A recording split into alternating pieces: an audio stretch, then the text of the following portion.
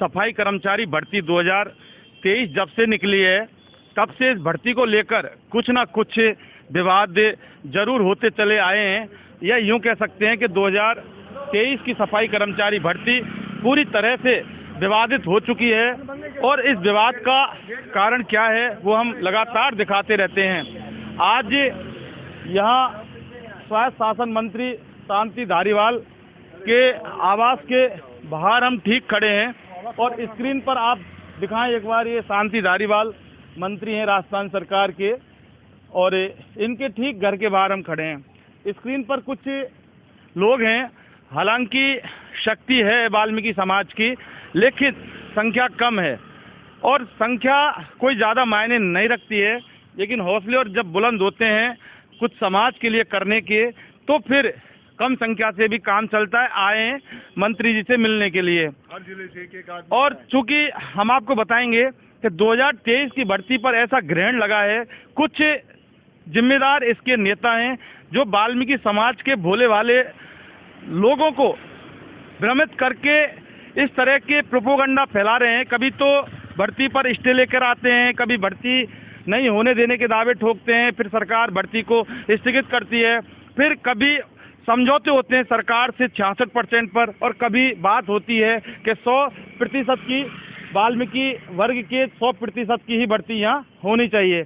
कभी राकेश मीणा आते हैं सर्व समाज को लेकर, कभी भिस्ती समाज आता है इसी सफाई कर्मचारी को लेकर, कभी डंडोरिया साहब आते हैं संयुक्त वाल्मीकि सफाई श्रमिक संघ के अध्यक्ष, कभी विक्रम वाल्मीकि आते हैं, कभी धनेंद्र तेजी आते हैं, कभी रवि जाजोट आते हैं और कभी प्रकाश नकवाल आते हैं। सवाल ये है कि वाल्मीकि समाज की जो भर्ती हो रही है, आखिर इस भर्ती को लेकर इस तरह के जो ये बातें क्यों की जा रही हैं, क्यों नहीं वाल्मीकि समाज या जो भी सफाई कर्मचारी भर्ती है इसको राजीबाजी होने नहीं दे रहे।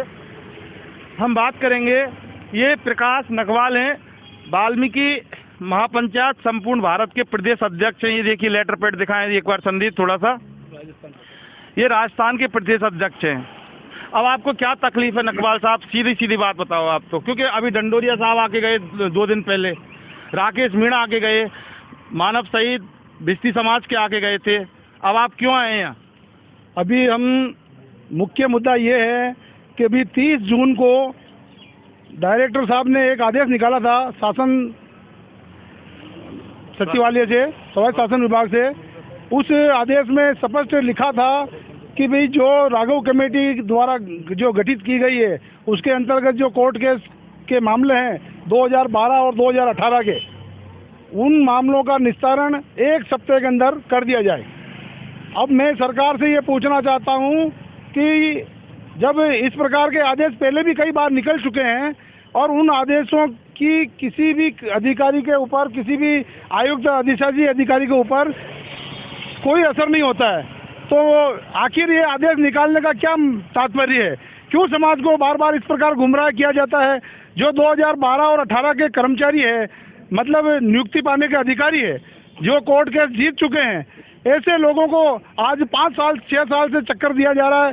वो कई विभागों के चक्कर काट रहे हैं, उनके पास हाई कोर्ट के आदेश है, स्वायत्त शासन विभाग के आदेश है और बाहर की आप 2023 की भर्ती की अभी बात नहीं कर रहे। 2023 की भर्ती की भी बात करेंगे, लेकिन पहले जो मुद्दा अटका हुआ है उस मुद्दे को राहुल कमेटी वालों को उनको न्याय मिले और उसके बाद में 2023 की भर्ती तो ये होने वाली है, लेकिन इसके अंदर भी हमारे समाज के साथ न्याय हो, इंसाफ हो, क्योंकि ये हमारा समाज ही एक ऐसा समाज है जो पूरे भारत को स्वच्छ रखता है, प्रत्येक परिवार को, प्रत्येक घर की ये चिंता करता है।